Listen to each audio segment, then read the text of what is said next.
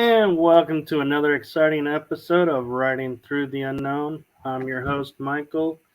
And before I introduce my guest, I need to give a shout out to my cousin who created that intro brand new for this show.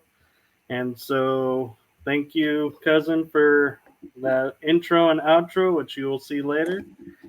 With that housekeeping done, I am proud and blessed to bring you all a really awesome guest who has information I think you all will enjoy hearing. So, without any more delay, I give you Tony Rodrigues. Hi, Michael.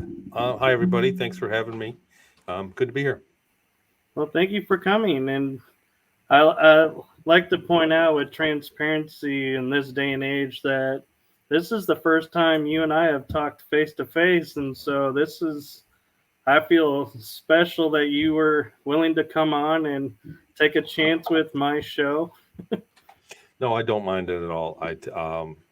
These are, I, at the end of the day, I feel that it's very important for what happened to me, the things that I remember going through, and the things that have panned out. I think it's important information. Uh, But that's the bottom line. I just think it's important to share with people. What people do with it individually is up to them. But I think for the most part, where people are not aware that what happened to me is possible. And so I'll go on any show. Anybody that asks, I'm not afraid to talk about this.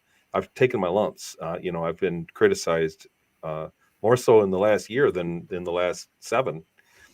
But it doesn't change anything. So I'm not being deceptive, and my testimony is something I didn't want to take to the grave. So it's true. I've only met you a few minutes now, but I'm very happy to have you on here, and you've been great to me thus far. So Well, thank you. And I also want to do a little housekeeping of we are starting about 10 minutes late because we had a little bit of issue with the login, but we got that figured out. So that was my fault. It was my tech diff, and I probably should have came 20 minutes earlier, and we would have sorted it. So I apologize. that's all right. That's all part of doing live shows. So we're here now, and I will give you the floor to give you a chance to introduce yourself and your story to the listeners. Oh, so I don't want try not to eat up a lot of time. Um, my name's Tony Rodrigues, and when I was young, taken. I had an abduction experience, and I was put into several black or underground covert programs with a technology that other people have come forward and said is a 20 and back or a 20-year tour or a career return program. And they basically took me. I was 10 years old, and I lived a life in these programs for 20 years, and then they put me back somehow. However, the technology works, we're starting to see some real credible research on like a reset switch in the human genome that can cause reverse aging. So, truth is, I really don't know how they did it.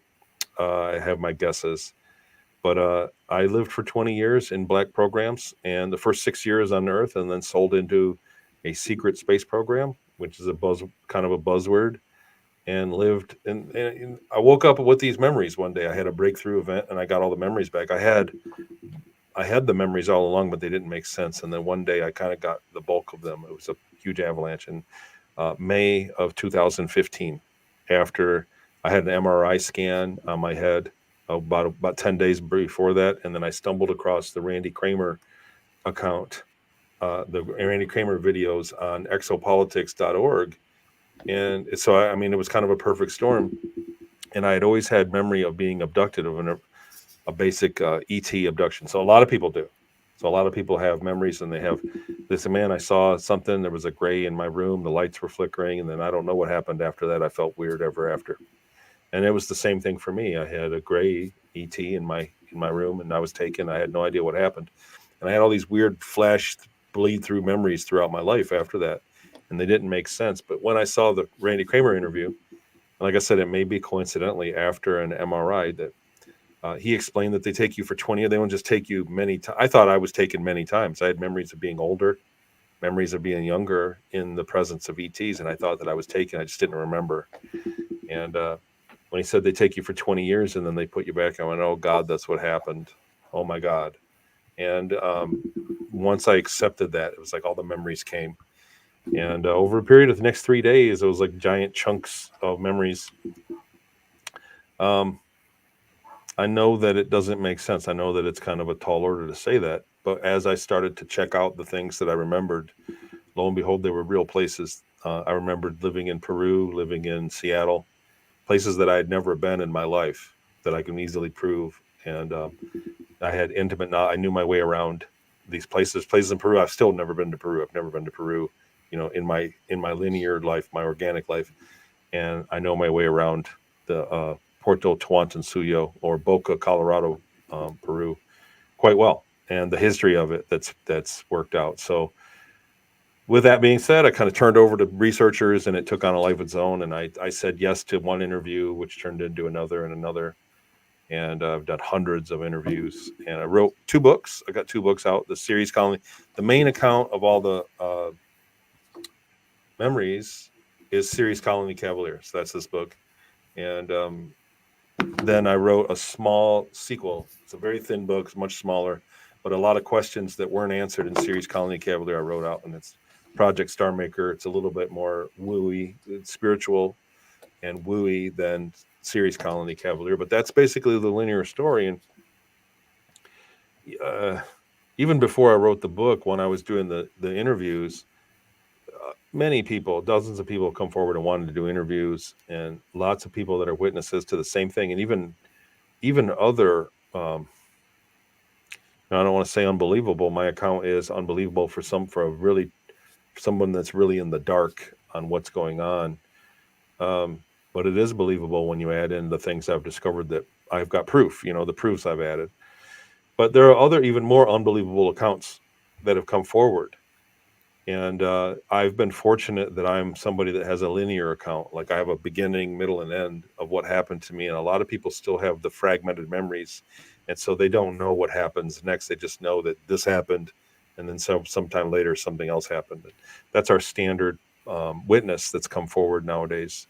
And there are literally thousands of them. There are thousands of people that come forward after seeing these shows, either me or others talking on a show, and they go, "Oh God, that's what happened to me too." It's a phenomenon. Um, so it's real, and the thing is, as tall, some of them are very unbelievable. I won't sugarcoat it. I look at it and I struggle to believe, but even with my memory of living up there, living on a colony in the solar system, working on base, essentially, I was a I was a maintenance guy on a craft for about 8 years, and then that craft was decommissioned, and I was promoted to cargo engineer. And I worked on a UFO that was based on the Ceres planetoid, CERES, in between Mars and the asteroid belt. And I lived there for about 12 years, and I worked on that. So even with those memories, there are other tales that have come forward that are kind of hard for me to believe, but that doesn't mean they're not real. So um, there's a real phenomenon that psychologists use, and that a buzz term that I've just been made aware of, that the professionals use when they talk about ufology, or people that have witnesses, whatever you want to call it, a whistleblower or a witness, and they say that people tend to bulldoze reality. So they think that there's a psychosis or something. Say, you see this, and then there's evidence that covers up or contradicts what a witness says back in the day. So even just as close as a few years ago, bulldozing reality was saying that you were in a craft that could go into orbit very quickly, I and I know, and and we've so made that was uh, bulldozing reality to say that you saw a craft that could turn a right angle and go into the water. So the psychologists would say, well, you're bulldozing reality because that's impossible. But that's come out and now is officially reality. So that's how it's changed. But so people, so when you say that you could breathe on Mars, I was on Mars and I could breathe. We had a suit and we had treatment, and we could breathe the air. So that people say you're bulldozing reality by making excuses, but the fact is that much of the accepted reality of science that they hold up against the existence of UFOs and extraterrestrials and the secret space program isn't concrete. So it's all if it's all science is subject to change upon discovery of new science, scientific fact. So I think I covered a lot. Do you have any questions, Michael, at this point? Well, one that I'd like to point out that makes your story a little more unique than a lot of them that I've had on the show so far is the phrase you used the term sold. And so I want to make sure people understand what you mean when you say sold and don't misunderstand. Absolutely. I was slave labor. I was a piece of equipment. When I was taken into this program, this was not a kumbaya. This was a full-on military project that was compartmentalized, and what I would be owned privately by somebody that had access to these compartments in the beginning, and put through a military program that was an offshoot of an existing program. So like a contract, like a military contractor, and then sold to a program. And when I was no good at what I was doing, I was sold to another one, or went back. One time I defaulted back to my owner. But when I was put into space in the space program, it was the same thing. I was in a program, a military program on Mars, and then when that was canceled, they retrained me. Excuse me. They reassessed me and they retrained me for a new job, and then I was sold to the Ceres colony, and that's where I stayed for the bulk of my time. But absolutely, I was slave labor. I had no. I did have freedom to move around, but I was treated like a slave. I was a slave, um, for lack of a better term. So that was a reality, and it's something that I'm not the only testimony, but most people that are taken into the programs are trained. Most people that have their memories are trained at a young age for a specific task or two tasks that they qualify for. So they go up and they're a soldier or a doctor or an engineer or a scientist. And so it's slavery to say most of them get promised a paycheck when it's all over with. When we're done and you go back to Earth, we're going to give you $250,000, and they don't get anything. They get their memories deleted. So they don't even remember that there's a debt, and they're put back the same day. I was taken on a Thursday night. I woke up in my bedroom the Friday morning, the next morning. I was only gone, a matter of minutes total, maybe an hour or two tops. And I woke up the next morning a completely different person. I was a 10-year-old, but I had the sensation of having been gone for 20 years. I ran down and hugged my mom and my dad and my sister, and I couldn't believe it that I was back in my life. And I had great memory lapses. I was very, um, it was awkward, put it that way.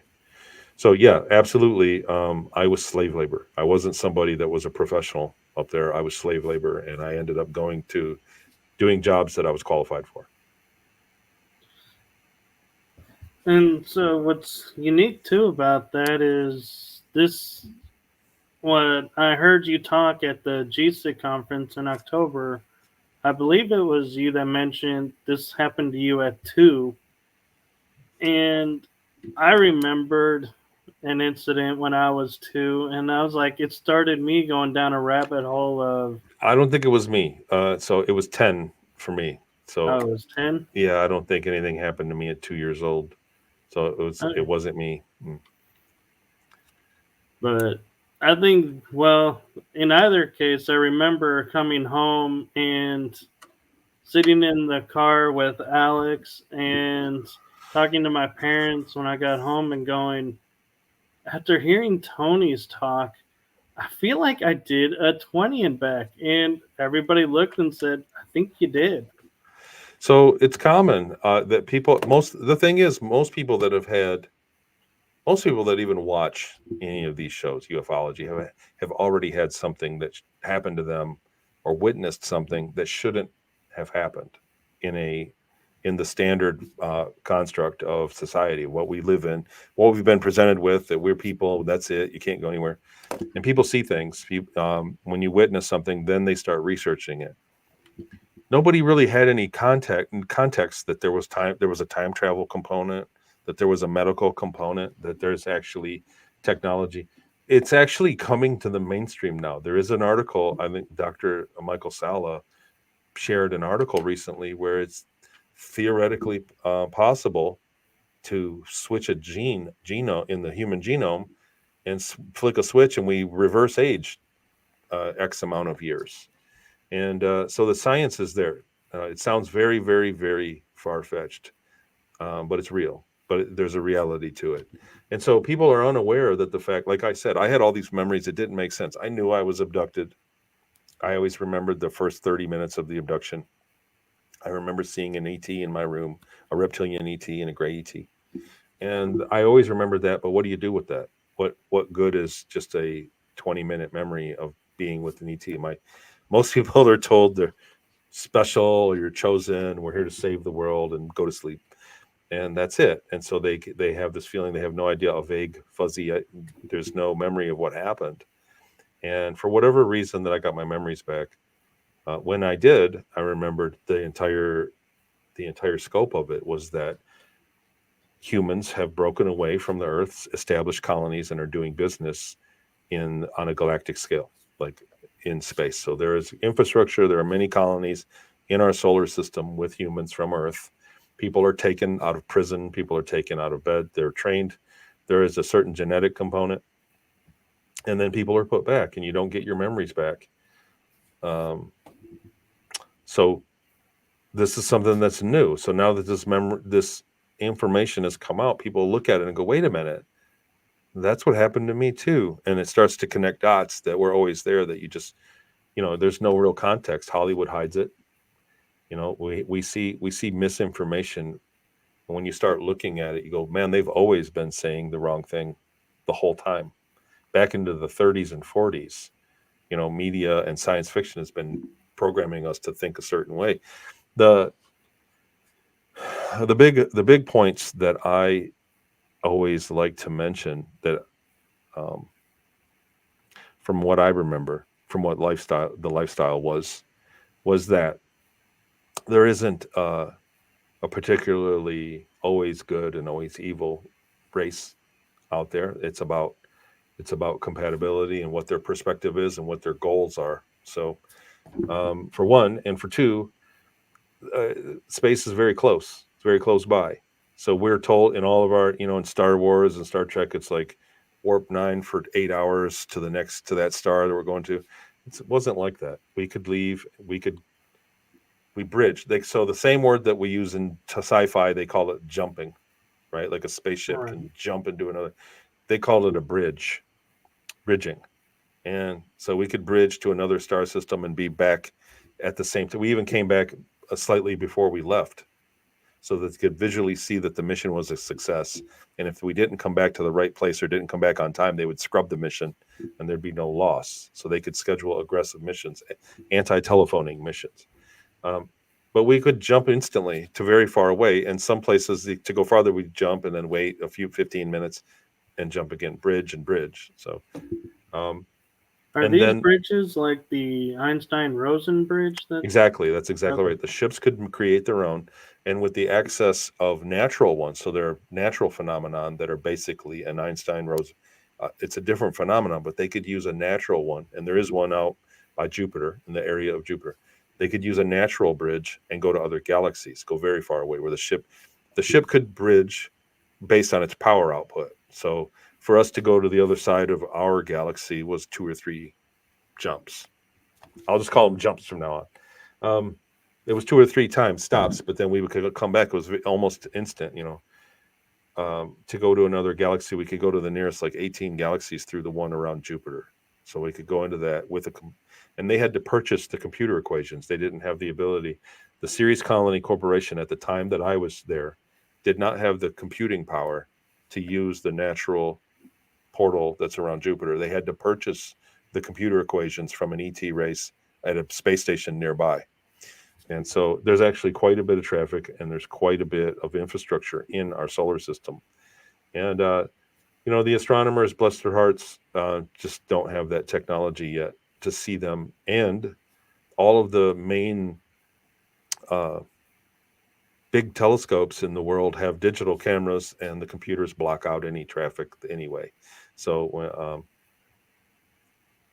I'm seeing questions come up. They're great. Um, Yes. So from what I remember, Andy, I'm seeing that we have craft that can get to the moon very quickly in an hour or two, and they go quite often, daily trips to the moon. There are bases that are very active on the backside of the moon. And I was in my first trip to the moon, I think, was in 1982, end of 82. So that's how, and that was a craft that came down at the Inyo Kern Airport, picked us up, and flew us directly there. I don't think they used any kind of bridge or portal to get there. When they went to Mars, it was a different story. But I don't remember too much about that trip. It's like they make you go to sleep. So the Mars colony in general had a technology where they could make you go to sleep, like a Bluetooth. Like imagine a Bluetooth speaker they could put in your room, and they turn it on, and everybody goes to sleep. And so they had that on the craft to fly out there. You slept on the way. Yeah. Um, One thing I'd like to ask your perspective on with the moon is NASA sold us we can't communicate with space shuttles on the dark side of the moon because of it being a sphere. Yet the Earth is a sphere and we can communicate everywhere. So how did they sell us? We so can't. right, so they do have cables. So they back in the I don't know when, but it was early 19th or 1800s, late 1800s or early 19th. They laid transatlantic cable and transpacific cable, I believe, for telegrams. Right. But we have satellites that do the instant communication. So when you think about a sphere, we communicate to a satellite that communicates to another one that communicates to the people down here.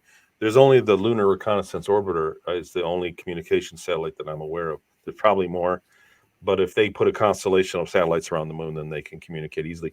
During the moon shots, obviously they didn't have satellites around the moon at the time, at least as they're telling us to. The I believe that the moon itself is a finish line in an ET treaty, in a treatise. So um, many different species that belong to many different groups that all operate in space alongside each other, and they have a treaty saying not to go down to the Earth, or if you go to the Earth, it's only this kind of traffic that is allowed to go there. You guys just can't freely walk around. We have folk tales of the boogeyman and giant lizards. We have folk tales all throughout our history of basically, if you looked at, could be ET encounters, and then they stopped all of a sudden. So it's like there's a treaty, and they're letting us develop on our own. Um, but it looks like when you get to the moon, now you have access to that club inside the treaty. You become a member.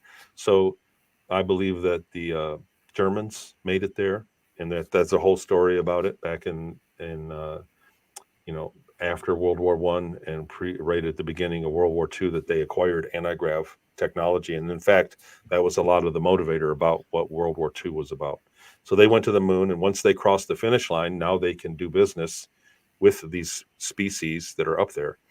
And then the other governments found out. World War II happened. Russia and the United States got the technology, and the United States was in a race. There was a race to go to the moon. The United States got there, and then we got a secret space program. And once we got to the backside of the moon, we could do business there. It's a finish line. And this is my personal opinion. That's nothing more. Um, so I'm hoping that if a private company goes to the moon, that it speaks for all of us, and we get disclosure. Like there's a finish line for mankind, like we made it on our own. And I think that that's something along the lines of what could happen. So I'm hoping. Right. And the second part of that question is the fact that the dark side of the moon is always facing away from us, yet we're a sphere moving and we have one face in front of the sun, then another face in front of the sun. How do they keep, So without it being a tidal object? lock doesn't make a lot of sense. Tidal lock, and there are other moons in this. Not all of them, but there are other moons in the solar system that have tidal lock as well. I believe one of the Mars ones does. Not all of them, so it doesn't make sense to me. Like I think about the physics, but I'm not a big math guy. But it is sure is convenient if you're going to have a bunch of bases you don't want the populace to see, to have a Right. moon that doesn't turn around, that doesn't that turns and faces the Earth the entire time. It's counterintuitive. It seems like it's not something that would happen. So the math behind it is complex, and it's just not something that I'm privy of. But it doesn't make sense to me that there's tidal lock of the moon. It really doesn't. And most people, if they're unaware of it, when they do learn about tidal lock and what that does, they go, "Wait a minute, that doesn't make any sense." It would. The thing is, if you're going to put bases on the backside of the moon, that that can do business. You got to think the moon is also blocking all of the radar and all, so you can have giant ships fly up to the moon. You can do all kinds of things and fly away, and it's a perfect blind for for many species to operate close to Earth. So, but most people, when they think about it, tidal lock, they totally don't believe that that's real, but it is. It's some the same. The moon faces the Earth the same time. Let's see Andy's other question. I want to say something. Is there enough oxygen to survive on other planets? Um, Not on the surface. So I remember breathing on Mars. I believe when I look back on it, I believe there was an implant that they put in us that helped us breathe in the Mars environment. Um, but I remember breathing there. So that's a big uh, it's a big hurdle in my testimony against somebody that's a pure skeptic. They go, well, that doesn't make any sense because we've got all this data from NASA, from the same people that have flown around the moon that say there's nothing back there. We have all this data from NASA that says the air is made up of this, but really, I mean, that's what I remember, so I stick to it. So other people, other whistleblowers that come forward said the same thing. So that, as far as that's concerned, I think it was done with an implant. But I also do remember outside of the solar system, we did trade missions. I was a cargo engineer the last 2.5 years. I was up there, and I was privy to seeing where the mission was and actually setting foot on other worlds. And we did business with a lot of other worlds that had trees and rain and snow and deserts. It's same like Earth. There are many. An Earth-like planet is very common. Or there are many. They're numerous. Put it that way. I don't know what common, but they're very numerous. So, what kind of races did you come across while you were doing your cargo days? That's a popular question. So there were all kinds, really. A lot of human races. There were reptilians. There were humans that were blue. There were humans that were much taller. There were humans that had oblong heads. There were races that looked a lot like us and they had different sized features, eyes or nose, and they would have different distances. Like they would have a longer arm and a shorter, whatever that is, bicep. And there were reptilians, there were insectoids, there were grays. There was a race that we went to in our galaxy that was like a cross between a human and a rodent that looked like a rat that was about 4 feet tall, and it had a human looking face but like with whiskers, and it looked like a rat, but it was smart, and I liked him. I thought he was a good guy, and so there's quite a bit out there. There's quite a bit. Nature extends beyond the sky, and there's a lot of it. It's more of a jungle than a neighborhood up there, I guess. Right. And so that actually led to my next question. I was to say was, of all the races you met, were there ones that you were like, oh man, I'm so glad we're getting to go see these guys again because I can go see my friend? There was a species, I don't remember their name, but they were like humans. They were tended to be beautiful, and they were light blue colored. Their skin was blue, and they lived longer. And because of it, they I guess they had psychic abilities too. They were an advanced race. Then they lived much longer than all of the other. So we live really short lives compared to um, most of the spacefaring species that are up there. They've been working on life extension with the advanced technology for a long time, and it looks like like our leadership actually wants us to live shorter lives than what we do. But this particular species were beautiful, and we would always joke about them. They were xenophobic. They didn't want their genetics to be polluted, so they didn't allow interspecies mingling. So many species, and this is kind of tread lightly subject, but many species are sexually compatible, even though they look nothing alike. So there is interspecies sexuality on our level of development, on our level of intelligence. And so it was again, it's absolutely taboo for this species to mate with. So we would always joke about that. We're going to go see when I'm going to pick up one of their girls. Like that was the guys in the cargo bay. We would always be joking about it. We're going to go to them. We're going to do business with these. You know, Right. Guys being guys. it was guys being guys, and we're going to pick up one of their girls. So that was fun to do. But for the most part, I was just moving boxes. I stayed in the cargo bay. Sometimes I had to go down and sign a manifest or be a witness on something. We called it the spider. It was a lift that had 8 cables that would lower us down onto the, outside. The ship would come in low, and then we'd ride a little elevator down onto the. And sometimes I went down and I had something that somebody could sign. I would meet some people. For the most part, I stayed at my workstation when we took on cargo. I would go down and just look at where it's at and tell the guys where to put it. And then the guys did measurements for me and gave me a report, and then I did the data entry. That was basically my job. Um, So I'm kind of curious. Did you ever get like what we in military terms call shore leave, where you get to go somewhere and just walk around freely? not per se me. So again, I was slave labor, so I was not ranked. I was just under rank. So there was I was considered a civilian, like a contractor, but that wasn't what I was considered. But there's a ranking for that. Like there's an entire rank system before you're ranked entered into the service on Ceres Colony, and I'm trying to think of the way to put this. I was ranked right above the guys in the cargo bay, so I had got a little. So the people that were enlisted, the bridge crew specifically, the media officer, there was a team that would go on to some when we went to Worlds to negotiate, not in space. There was a team that would go in and do that. They would do an away thing. But no, I never had leave on another world. I did have uh, time in the Ceres colony. I could come and go. When I got to the point where when I was cargo engineer, they voted and they gave me like an allowance, like $20, $20 to $40 a week in dollars terms. They called them francs. They had their own money there.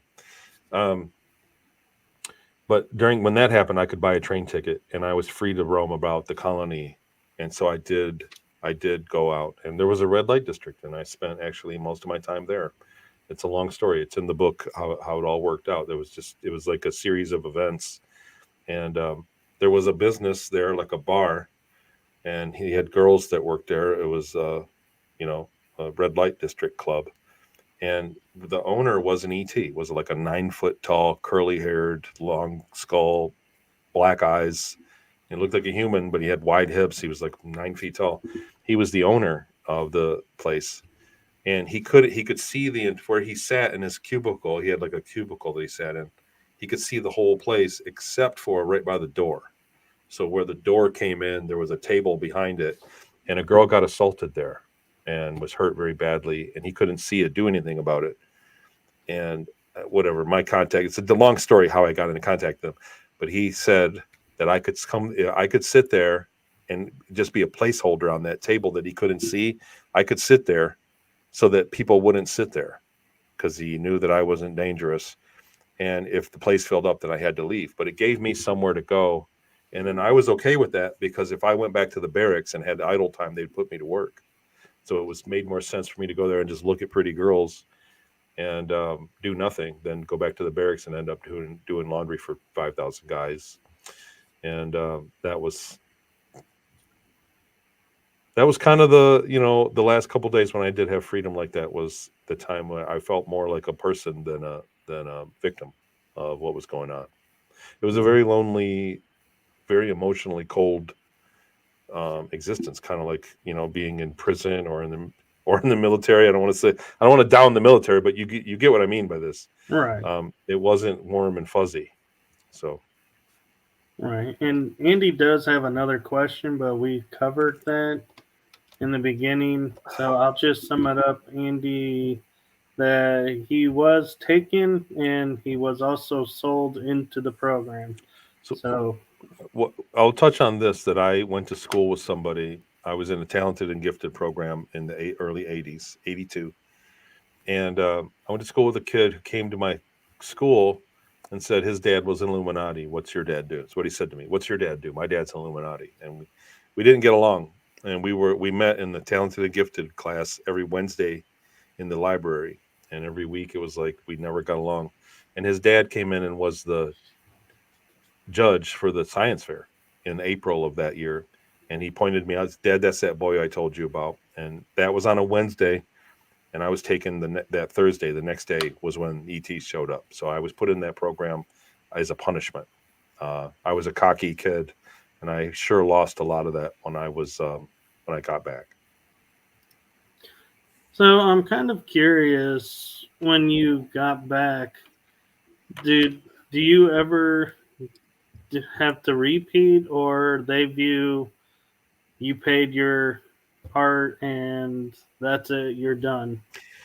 I think that there's a lot of things that happened politically with me, the way, especially the way that it worked out at the end of my service up there. I was demoted. There was an incident, and I think that the captain of my craft that I was on had my long-term records deleted, either for security or as a favor. I really don't know what motivated him to do it, but because of that, it was very fortuitous. I was able to come back and retain my memories and not be punished, or like if I had my records in place and I came back and retained my memories, then they could look me up and say, well, this is what he goes. Now we're going to get rid of him. So so now I got my memories back, and they look and my records aren't there, and they go, well, we can't, whatever, he's not on record, so just leave him be. And I think that's what's gone on. That's why I'm talking about it. And I've had a few weird things. I think that um,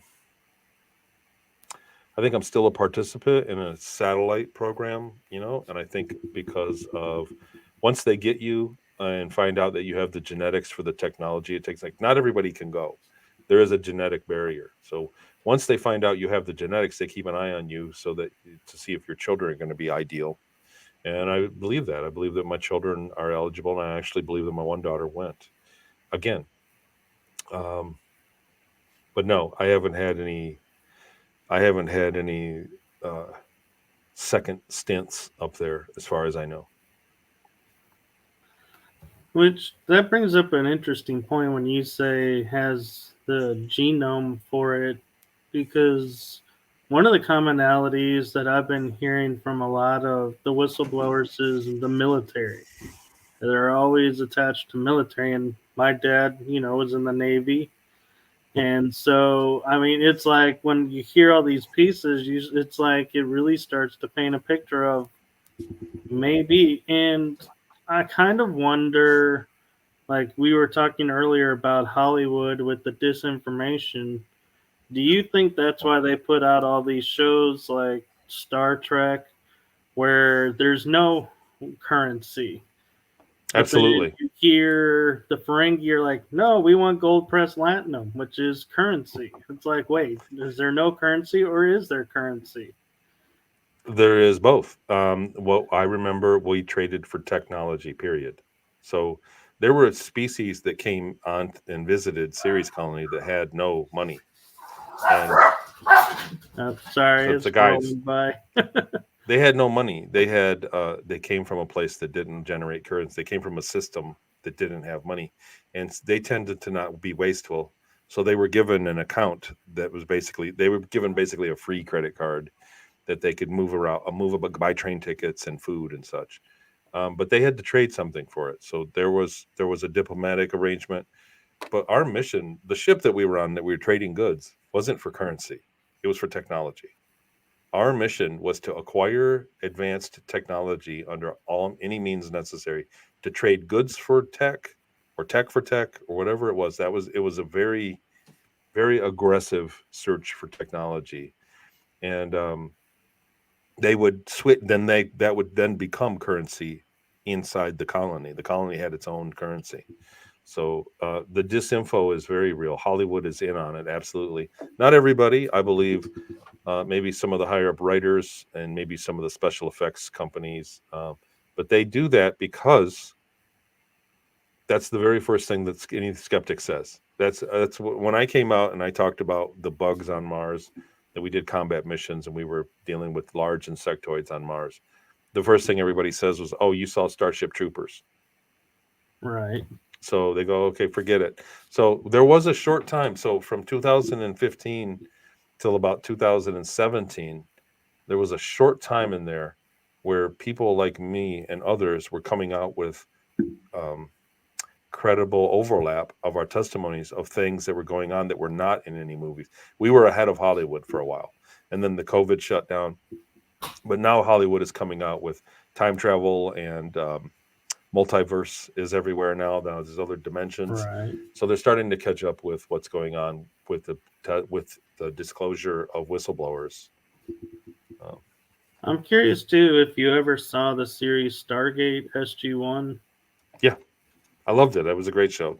Yeah, how they had the Black Ops unit that was working for the quote cabal that was Mm. going out. So it's dealing the tech, and then SG-1 had to go in and put an end to it. Absolutely. So yeah, no, absolutely. That was so. There are military organizations that don't. We stole. So the ship that I was on, I don't want to say routinely, but on occasion would steal from ETs and from other colonies in the solar system. We were banned in certain airspace. We were banned from flying around Saturn or Venus or Pluto. There were places we couldn't fly because they were full aware that we were a colony that would steal from them. So we, like I said, they were very aggressive. It was by any means necessary to acquire advanced technology by any means necessary. That was our ship's mission. That was the mandate. And Mhm. because it's that valuable, because one or two things, there's a very real competition. There were individually governed colonies: Mars Colony Corp, Ceres Colony Corp, Europa Colony Corp, etc. Um, these colony corporations are kind of autonomous that work under an umbrella corporation, like a main corporation, and they all kind of trade with each other. And the bragging rights or the access of technology gave them pecking order. So the ones that were more advanced technologically kind of had say in what goes on. And so that was the race. They were absolutely desperate for technology. Well, Andy's got a really interesting question here. Do you know if or what the connection is between the ETs and the paranormal activity on Earth? I believe that on the moon, that there are extraterrestrials that are very powerful psychically that patrol like remote viewingly patrol the Earth and keep track on of psychic ability. They're looking for people to recruit. In other words, if you remote view the moon, that they are set up to defend such, so that you don't review. So if you're an adept psychic that can do very good remote viewing, like one of the greats, that and you try to remote view how to build a spaceship that is parked on the moon in one of these hangar bays, that there's teams of very psychic ETs that block that they block it. So paranormal activity in space is very common. Once they get advanced, like this is how they're doing. They fly up along other ships and scan it physically, infrared, and then have psychics scan it and remote view the other ship too, to see if they can acquire their tech or if they're outgunned or whatever, or their intention, even their intention.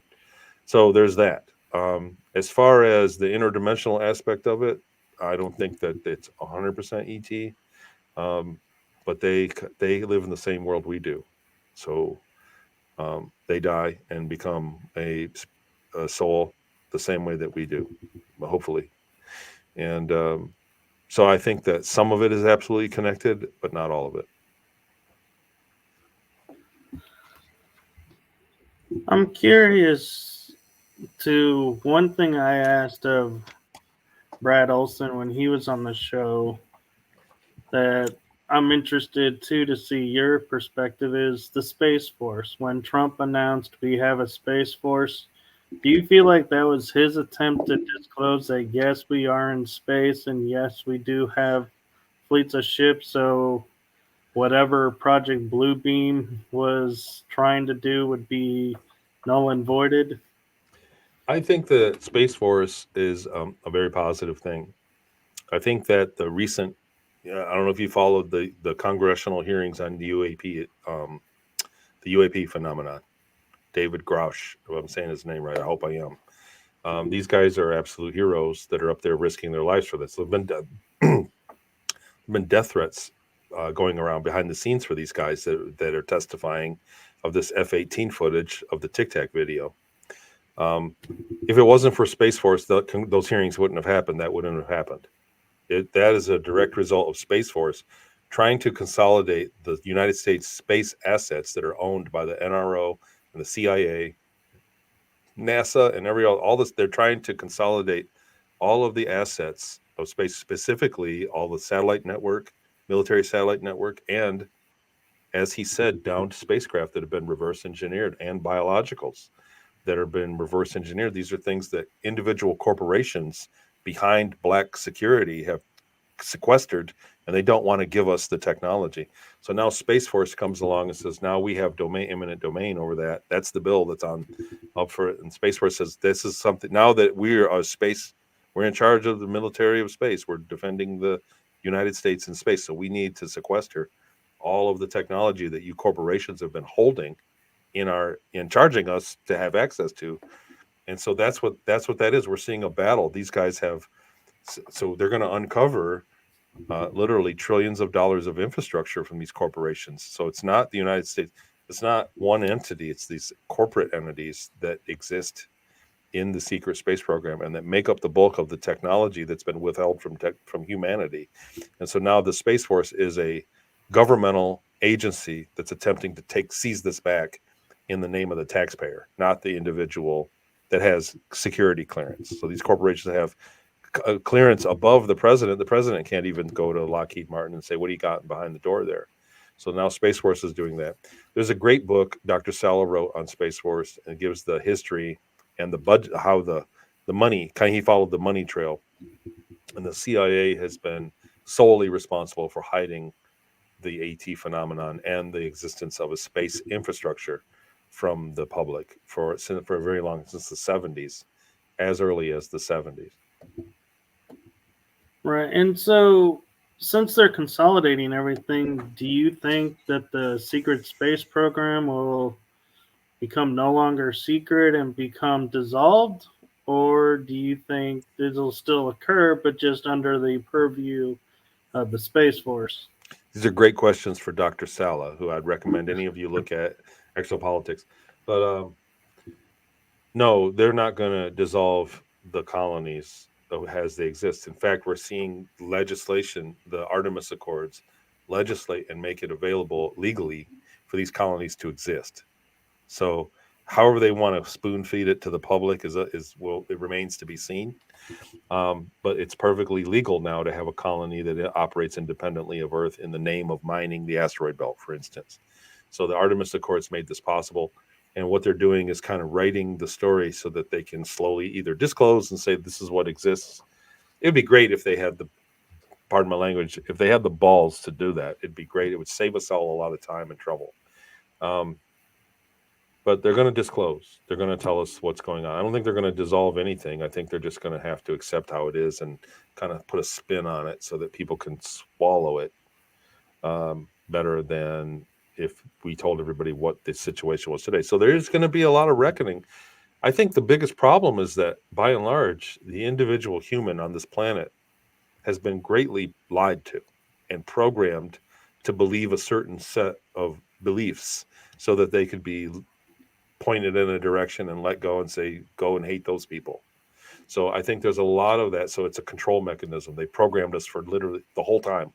So the elites have been programming us to believe certain things the entire time, not just since the television was invented or the radio. It's been all along.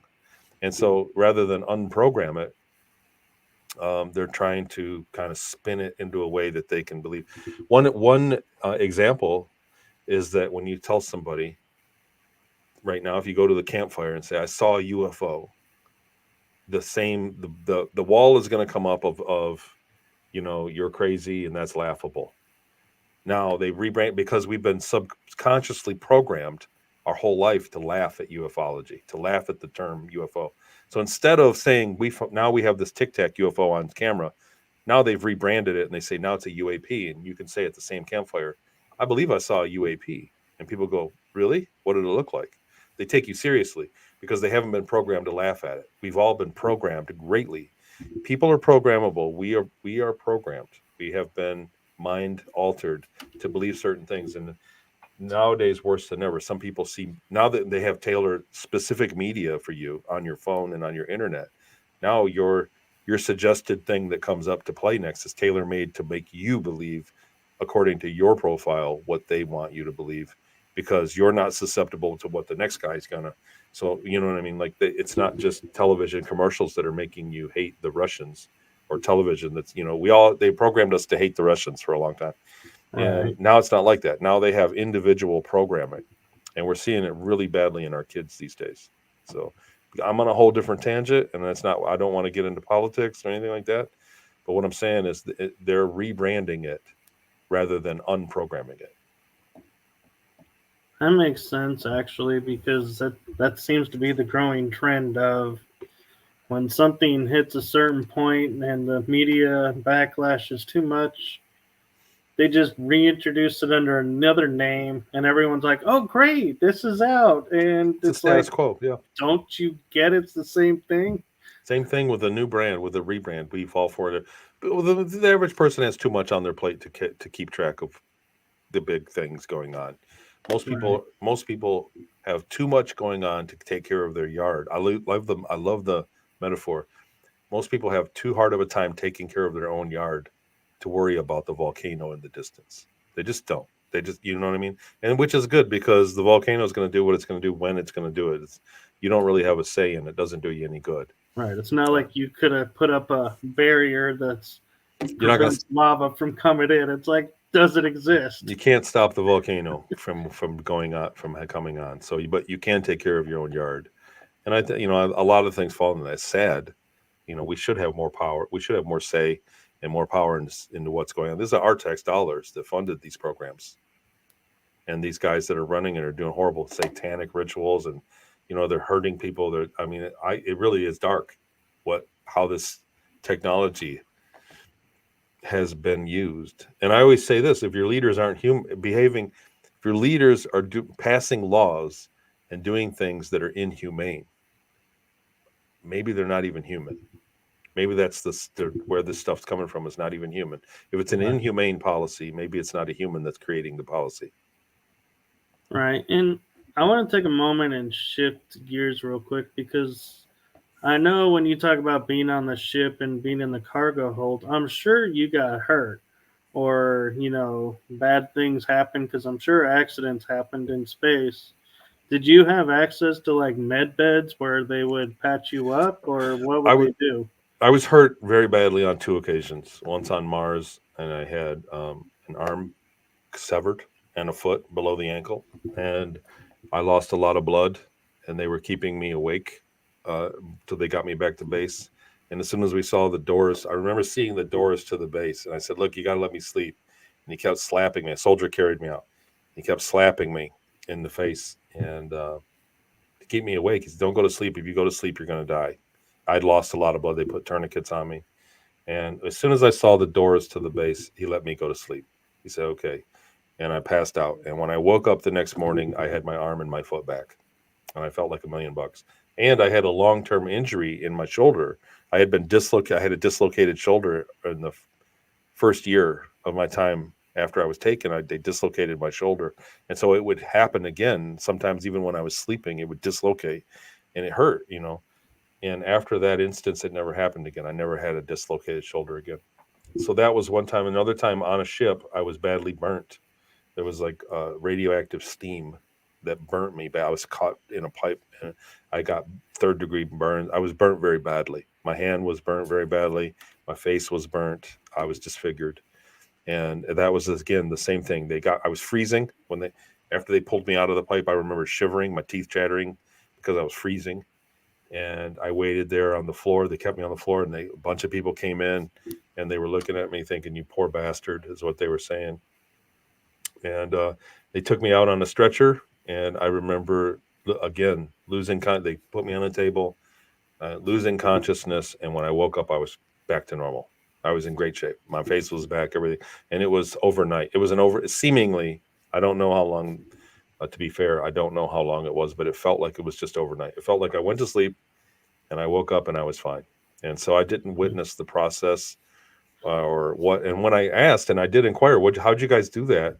They said, "Don't worry about it. It was classified to me." They said, don't worry about it. Just don't do that again," kind of thing.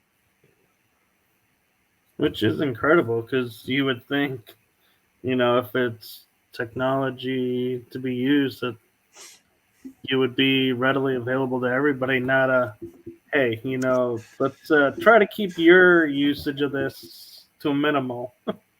That's how they were. They said they treated it like it was expensive, for one. To answer Andy's question, they did not reconnect them. It must have been regrown. So they didn't even bring my parts back. I guarantee that it wasn't the same ones. Like I said, I had a different injury in my shoulder that also went away. So I believe that the technology for fixing me in my case was centered around cloning, human cloning, and I believe that again, this is what I remember in my testimony. The very first thing they said to me was, "We want to." Back when I was abducted and I was originally in a laboratory, and I was like first contact blown away that I'm in a room with ETs. And the first thing they said to me is, it wasn't the first thing, but what they said was, "We want to borrow your consciousness." That's verbatim what they said. "We want to borrow your consciousness to work for us, to help us." That was how they put it. They had to get me to consent, and I did. I had no idea what I was in for. So I think that they have a method of cloning somebody quickly, and then taking the consciousness out of somebody and putting it into the clone, and then putting it back. The other thing that lends credence to that is that I woke up. So I was taken out of my bed in 1982 in Michigan, and I was in a laboratory with ETs, Greys, and a reptilian working on me. And then when it began, they said, "Okay." When I gave them, they did a test. They did a genetic test on me. It took like 20 minutes, 20 or 30 minutes. And they said, when the test came back, they said, "Yeah, just barely. He's got the genetics. He can go." And then they said, "We want to borrow your consciousness." And he explained the whole thing to me, talked me into it. I said, "Yes." And they put me on a table and they did a procedure. And when I woke up, I was in California. I was on the ground in California with humans and a human doctor. And I had no memory of where I came from. I had no memory of my mom or my dad or my home in Michigan. I was complete amnesia. Then I lived for the whole 20 years. I went from Inyokern to Seattle. Inyokern, excuse me, the first trip to the moon, then back to Inyokern, then to Seattle, then to Peru for 2 years, then back to Seattle for 2 years, then sold into the space program. Um, at the end of all that, there was another procedure, and then I woke up back in my 10-year-old body with no memory of that 20 years of Peru or Inyokern or space. All those memories were gone, but I had all the memories back of Michigan and my life, my mom and dad. So what I'm saying is, it was like they took me out of my body, put me in a new body, and then that lived. And when it came back and they put me back, those memories were waiting for me. So if you understand, like, it's a hunch. I don't know for sure. I'm only explaining what the experience was like. I'll say right now, I have no idea if that's true or not, if that's what happened, but it felt like that. So because the memories were there, it was easy. I had all the Right. memories back again. It makes sense when you think about it. If, like you point out how programmable we are, that they can download our memories and everything, who we are, and then just upload it when they're ready to I hope it's not return. that easy, because that calls a lot of things into question. I think that, well, especially if you got to think, if I had no memory for all those years, and then when was that? 2015, from 82, 33 years later, I got my memories back. That's when all the memories came, and I remember both instances now. Both the whole timeline all in one. Right. And Andy's asking if that's similar to what happened with the Philadelphia experiment. And I think isn't that considered Montauk, which would be MK Ultra's domain? So the Montauk, as far as I'm aware, was a chair that was recovered from a craft, and they found out that it lended astral travel, kind of like what was the show Quantum Leap, and that only kids could use it. So they were abducting children and putting them in this chair, and they were living lifetimes of other. They could jump into another life and live it. So, and they were trying to alter the timeline and get information. They were trying to use it for recon, etc. So that's what I think the Montauk, the Philadelphia experiment was trying to make a render a ship like a destroyer invisible to radar. So I don't think it had anything to do with conscious experiment. So I'm not sure. Yeah, I'm not sure, Andy. I'm not really versed in the Philadelphia experiment or the Montauk project, to be honest. So I'm also a little curious because, like Andy was talking about with the paranormal, that when we use the term doppelganger, our opposites, do you think that maybe they're using one of our clones to do something, and we just happen to really see ourselves? I don't know. So it's so when I think about my testimony in the years that I was in Seattle, for instance, I was maybe 13 to 15. So I was also in Michigan in southern Michigan in 13 to 15 as well. And I know that it wasn't some alternate timeline or in the future or the past because I had access to music and we had television and it was the exact same music. Like when I got back and I got my memory, well, not even when I got my memory, when I got back, there were songs that came on the radio. So I experienced my life from 0 to 10 years old. Then I experienced the 20 years in space that time and then went back. So that's how the line looks for me. So 0 to 10, then lived till 30 with that time and space. And then I went back to 10 and I lived it. The second time that I was in the 80s, for instance, when songs would come out, I would think that they were very old. I remember there was an Aerosmith song. I'm not sure which one. I can't tell you the name of it. That came out in like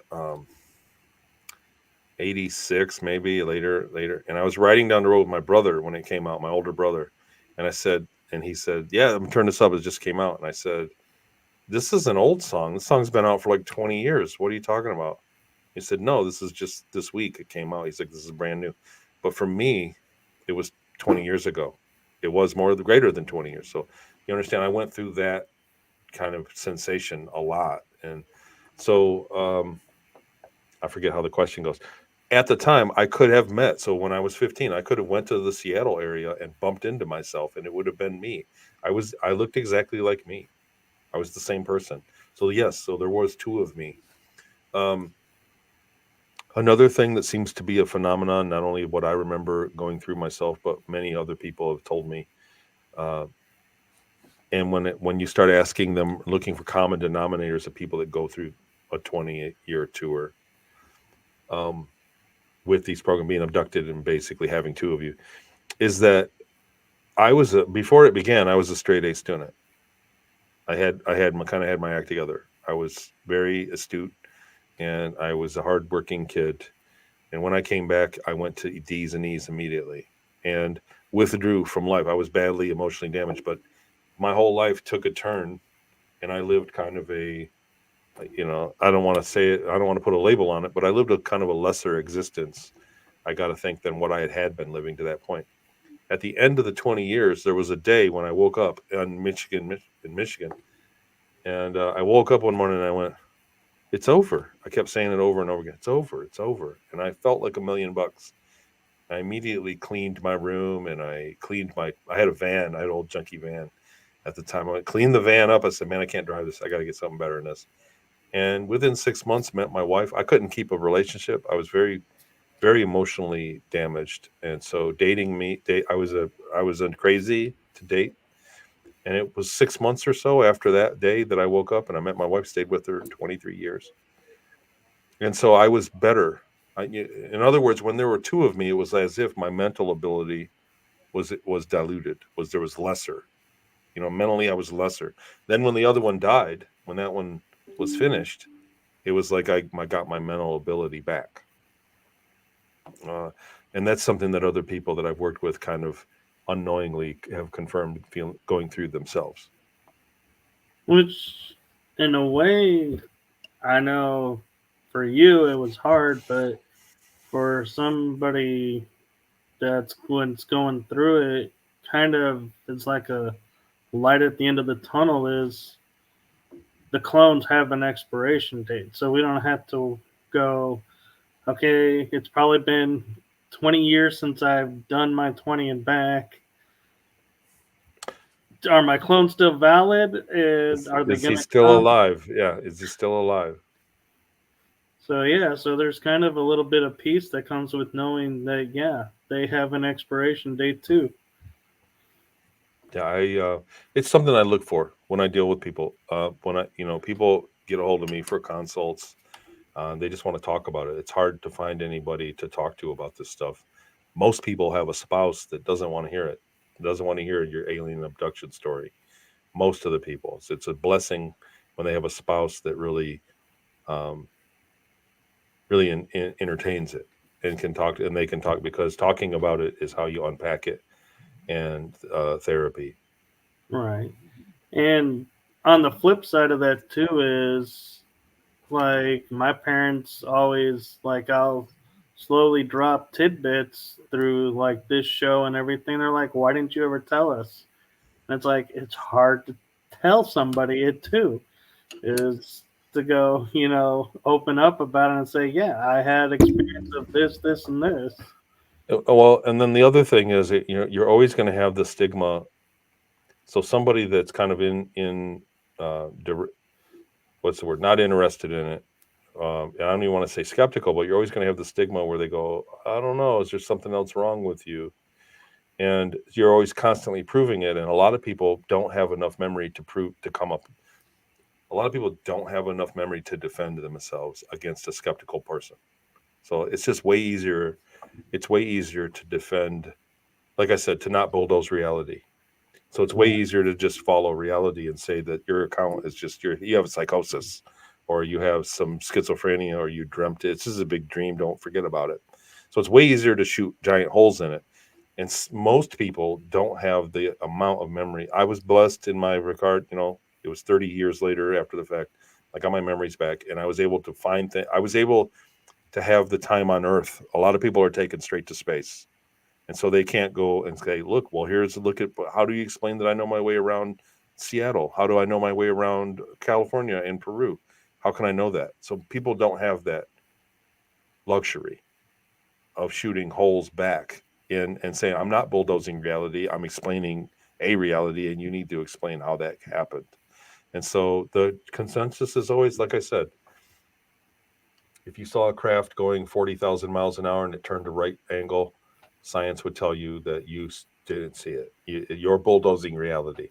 You're bulldozing reality to fit your narrative, something you think you saw. But Right. now that is reality. Now it is the reality. We have it on video, and the Congress admits it. There's UAPs, there's a task force, and etc. So it is reality now. It's the same thing with having a gray in your living room. We're going to figure that out soon. And I know your time is valuable, and we are a little bit over our hour. No And worries. do you have time for at least one more question? Absolutely. Absolutely. Two more. So Andy's asking, how do you know you are you? Well, do we? Does anybody? Right. So I got to think that I am. I think that I'm somebody that went through a version of this. So I think there are tiers of consciousness, and maybe it goes by genetics, maybe it goes by intelligence. Who knows? Really, I don't know. I think that I was somebody that was not cut out for the program that I went through, and I wasn't meant to go into any of the programs, to be honest. But they put me through the lower tier of it, the prisoner tier version, where I was treated like a prisoner, I was slave labor. And As a result, at the end of it, they just put me back. They botched it. They bungled a lot of the procedures, and they said this. Oh well, we and then they lost my record too. So um, they just put me back. They said just forget it, put him back, and they botched it. And so somebody else that was on a professional level that got their memories back, that had their records in play, would have been treated differently. Like I would have been abducted and re erased or something else. And so that's how I think I'm me. that I think Right. that I think that I was just meant for a lower thing, and I'm just fortunate to slightly have stayed one step ahead of it and got my memories back. And maybe had some help. So the bulk of the second book, which is more spiritual than factual, than concrete or physical, spiritual, and doesn't have. So this, I'll say, I'm the first to say, Project Star Maker. I have very little evidence. Series Colony Cavalier, I have supporting evidence. I have evidence in Peru. I have evidence in Seattle, California, and on Series, places that I called out on Series before, and then NASA Proof 4 years later. So that's evidence. There's no way that I could have faked that. Project Star Maker, I don't have that. It's a spiritual account, and I'm the first one to say I have no proof, and it's a very distant, very vague memory. But it's the sequel. It's the next bit that I could remember. People were crying for the first book. Did really good, and I was shocked actually. And it's got a lot of great reviews. An extremely brilliant person named Jackie Kenner, who's a psychic medium. She does readings, but she's like super brilliant. She was the editor and really the secret sauce on the book, so it's very readable. People read it very quick because she wrote it in a way that's very direct and not super descriptive. But she's way smarter than me, and she edited the book, did a great job. So, am I done? I think I answered that question as best I could.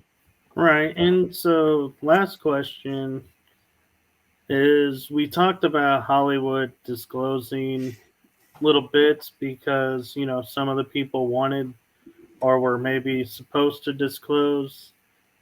I'm wondering if that's why, like, for me, example is I remember being a knight in space fighting with, yeah, lightsabers, so to speak, and then seeing, and I would told my parents that, yeah, when it was over, we gave up, we buried our weapons in the dirt and walked away. Then I see like decades later, or at least a decade later, Star Wars comes out with the last of the Skywalker trilogy, and the last scene is Rey burying the lightsabers in the sand, and I had a tear coming down my eye, and I said, "That's what it was. That's what we did." Hmm. Is that Hollywood's way of trying to like tap the memory and saying, "Hey, remember this"? So, so there's a couple. I have a couple theories on that. Um, I'm gonna try to explain this the best I can and be quick about it. So I know we're getting on the end, but I don't mind explaining the theory. I've done a lot of research on the project I was in. So my very first stop on Ennio Kern was an offshoot. It was an trauma-based mind control, like an MK Ultra.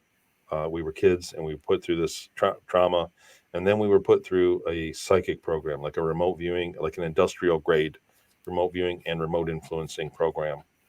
I had very specific memories of what we went through. And then as I researched it, so I'm always looking to research my memories to prove, obviously, what I went through. And as I researched it, I dug up material on the CIA class declassifiedlibrary.gov. So the declassified things. I went in there and I was looking for the place, and then I found out that the funding from the program I was in was an offshoot of Project Grill Flame. And then I started researching the techniques and the things, and lo and behold, there's a lot of info on the psychic ability that they were going on. There's a remote viewing. I teach a remote viewing class now. It's grown to that, and a remote influencing class through my Patreon. Uh, but what I learned is that people we communicate. So when I start researching the science of psychic ability, there seems to be a phenomenon where when we're sleeping and we're in the theta state, we're all communicating with each other on a certain level, like a, I don't want to say like a hive mind, but we all do communicate and we get permission for what's about to happen in the future. So when you're in a theta state, you have access to the past and the future, and distance isn't, you have access to those things. And as a consciousness, we meet people. So you're going to meet somebody in a week or get in a car crash.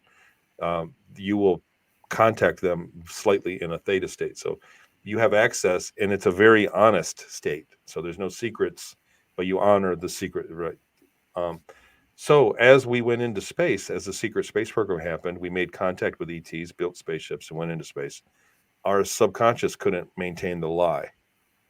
So people could subconsciously, in that theta state, see that there was somebody on the moon because distance doesn't, or on another planet, even in another star system, that Johnny from next door was in another star system.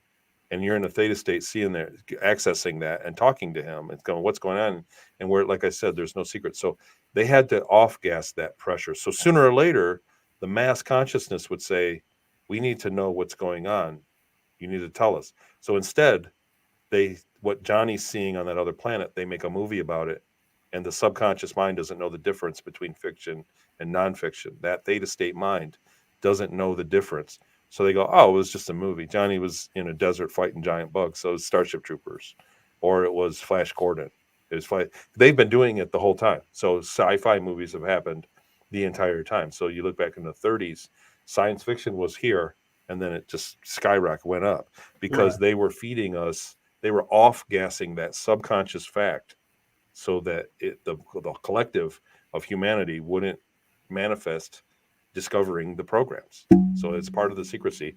Once they got access to, well, they probably had great advances in consciousness technology all along, all through history from Egyptian times. Like they know how the mankind works, and the elite have been manipulating that theta state the whole time. But after they got into space, they had the benefit of ETs telling them how to do. You need to go down and make movies with fiction so that people subconsciously don't know the difference. Otherwise, they're going to come looking for where these spaceships are parked, because you would just kind of be drawn to it. So it's a way of, it's another version of camouflage. If that makes sense. Right. And I know you said two questions, but we kind of hinted on this one. Sure, And come on. so, Nickname is asking you, why do you think we have lost our natural psychic abilities? Well, we haven't. We absolutely have not. So I have a remote viewing class, a group, and it's on Patreon. It's actually pretty good. I stumbled into it from, we did something called the Purple Series, and that's on my website. It's like whatever, $40, and it teaches you how to do remote influencing. But during that, so I started a group of tier 3 on my Talks with Tony, and we meet every Tuesday, and we do synchronized remote influencing. And as an exercise, we started doing remote viewing just as for kicks. I would write down, I'd hide something in a bucket, and we'd try to meditate and find out. Um, oh wow, a lot of people put my website right there. Thank Oh, you. I just did that. So thank you for that. I would put an item in a bucket, and people would try to remote view and see what was in the bucket. And a few people would get it. Sometimes, well, one time was a stuffed animal, and a girl drew it almost verbatim. But the people that weren't getting it were getting items that were in the room next to it. Exactly. They were writing, I see it. It's weird. I see some snow boots. And the bucket was right next to my snow boots. So it was more than coincidence. I went, whoa. And I looked into it, and I learned, read up on remote viewing. Now I have a class. What I want to say is that every single week, 100% of the time, we beat the odds of better than 1 in 250,000. There's a scoring system I came up with.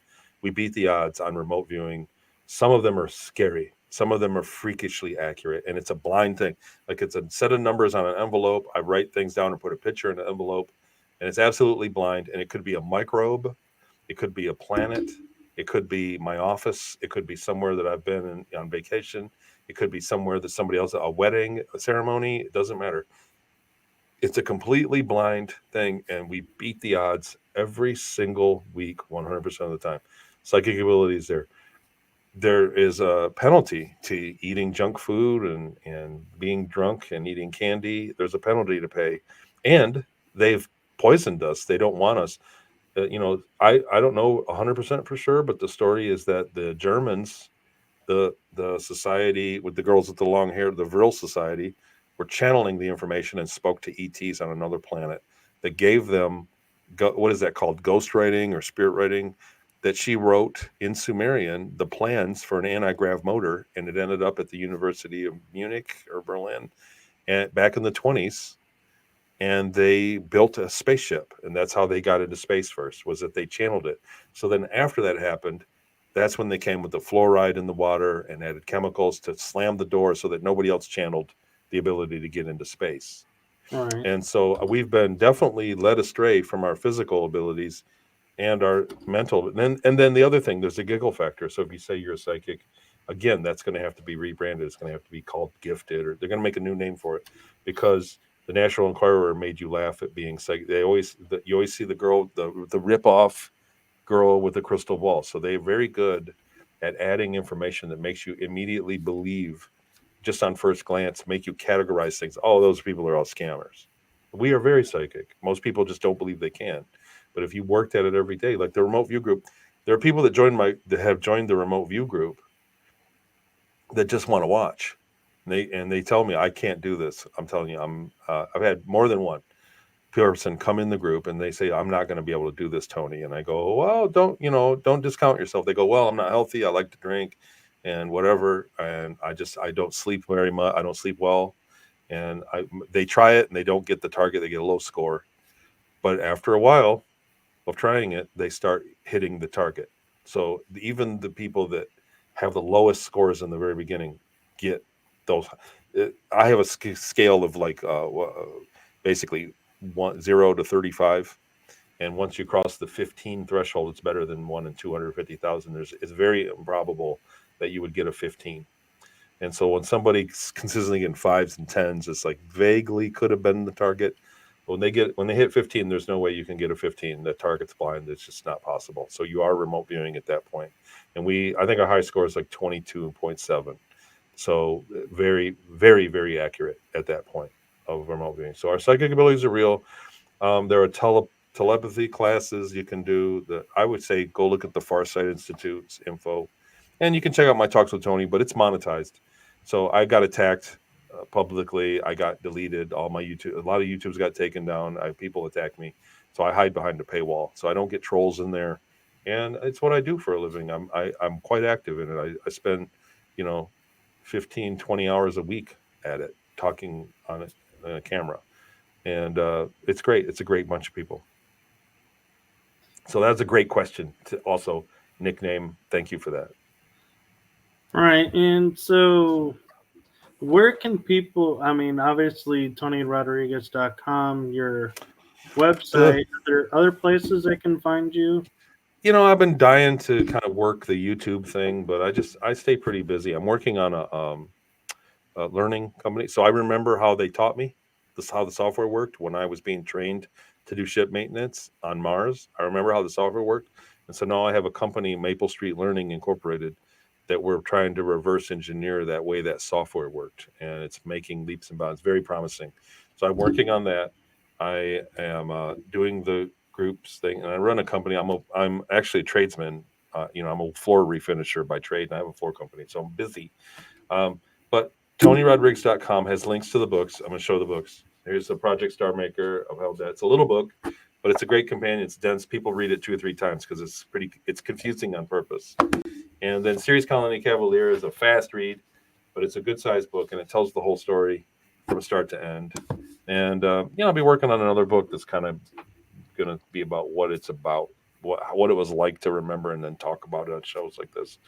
And who knows? I got a couple other little books like timeline work that's going to come out. What I do with people in consults. But TonyRodrigues.com, and I'm on Facebook. So that's originally that's how I did everything. I just talked to people on Facebook, but it's like maxed out at 5,000 people. Like I can't add friends, and there's like 1,000 people waiting to be friends on there. So I don't Facebook as much anymore. I've been hacked heavily. People hack me and spy on my phone, spy on my computer all the time. So I don't click links as much as I used to, and I'm just not as active. But I check my messages on there, so that's a good way to get hold of me. you can also email me at tonyrodrigues.com. There's a link to contact me there. So that's it. Okay. Well, thank you for coming on. I truly enjoyed getting to know you better and to hear of your experiences. I tell you what, the information is clearly under attack right now. There is a power struggle, like we talked about earlier. We touched on earlier about the Space Force and the military industrial There is a struggle for who's going to be informed and in what way, and who's going to be in charge. And so they are really trying to sweep this information under the rug. Right. And so, sorry, I'm reading these. They are trying to sweep the information under the rug, definitely. But it's real. Sadly, there is life on Mars. There are people there. The Mars Colony Corporation is real. The Ceres Colony Corporation is real. And we are living in a very watered down version of technology that we should have far more technology in what we do. So I think people should just kind of take the moral high ground and work on morality of being a better neighbor and a better person, and that's the best we can do before disclosure happens. Think about what kind of person, if you were an ET, what kind of world would you want to visit, and let's make our world that way. So that's that. Awesome. And just so you know, Andy Decodes, he's my friend in the UK. He has a podcast show as well, and he's doing interviews. Like we actually were talking with Laura Eisenhower yesterday. Cool. And so, yeah, I think he's wanting to offer you time to come on his show. I'd be honored. So, Andy, go to his, probably the easiest way would be go to your website and email you, because Facebook is getting iffy sometimes. Yeah, Facebook's a little, you can try me there too, but yeah, you can definitely email me. Okay. Well, like I said, I appreciate you coming on, and you're welcome anytime you'd like to come on and promote anything. And I will say, for anybody, if they get the chance to go into Florida next month, you're speaking at the GSIC, correct? Yes, it's a pretty big good conference there, big conference, and that's a great lineup. The people are there. The vibe is really high. I've been visiting. I went back to Seattle and I got some footage there. I'm not going to include a lot of it, most of it, but just a few clips. I've been working really hard. I really want to put my best foot forward for this GSIC. I'm going to talk about the new technology. I'm going to talk about the new book, because Star Maker came out in the last year. And I'm sure that I think I get an hour, a little bit better, an hour, maybe 90 minutes. I know the presentation is going to be a blink of an eye to me, but GSIC was life-changing to me. And that conference is the closest thing to the ETs we're going to get right now. So it's a great show. It's a great show to be to, and it's in beautiful Orlando. There, a great spot in Florida at the DoubleTree. So yeah, please come on down to that. It's worth it. It's an expensive show, but it's worth every penny because it's the best one. Yeah. So thank you again for coming on. Thank you to everyone in the chat room. We are going to call it a show because I know you have other things to do. So thank you to everyone. So wherever you are in the world, have a great morning, great day, and a great evening. So bye-bye, everyone.